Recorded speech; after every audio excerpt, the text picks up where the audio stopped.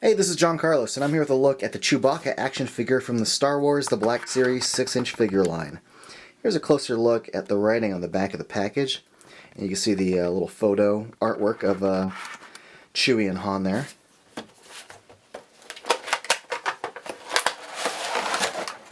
Chewie comes with one accessory that you have to assemble. He comes with his bowcaster, and I gotta say, the sights on top, the little tiny workings of it all, looks really, really good as far as the sculpt and like the kind of dark paint they put over the sort of grayish base. And when you're assembling it, make sure that the flat part is on top and the curve is on the bottom.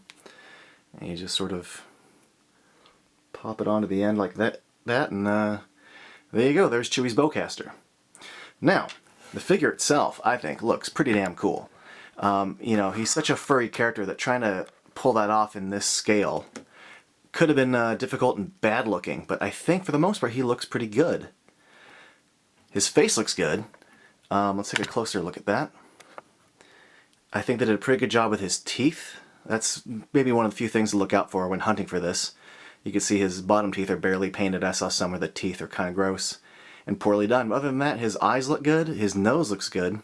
It's not fully painted at the ends there, but this is the best one I saw overall. But I like the shape of his head, I like the sculpt of his hair, and I like the use of like a lighter brown over the main brown, how it gets dark.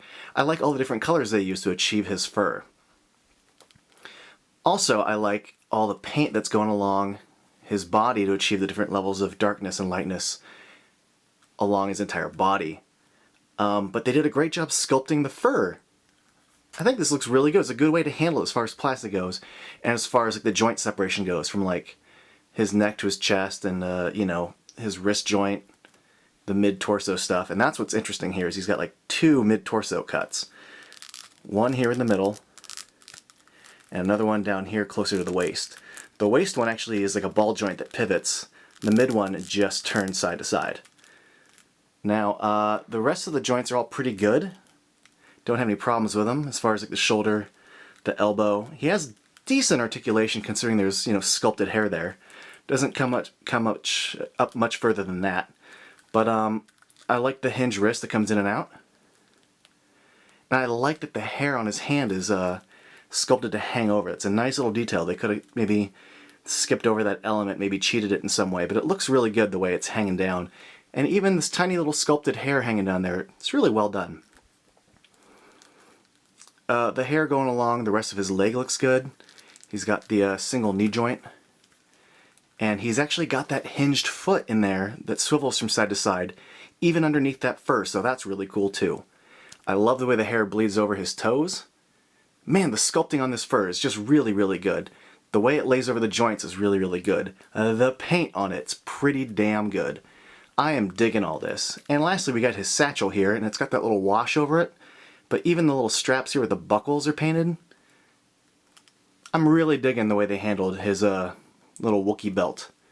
While I'm impressed with the sculpt and the way he's painted, there are a few lingering issues that are worth pointing out. Like the fact that his elbow doesn't bend in far enough. You can't get his other hand to kind of reach the bowcaster in that perfect pose where he's holding it with both hands. He does kind of stray a little bit. It'd be nice if he could get his hands to bend in just a little more. You can maybe force it a bit, but it's not natural. You're going to have to really like pinch it to get it into place. Well, and there goes the end of the bowcaster. The other thing is his head. Just based on the hair and the shoulder placement, you can't get his head to move much.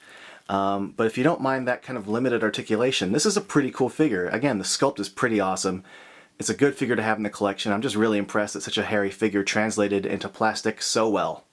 Thanks for watching.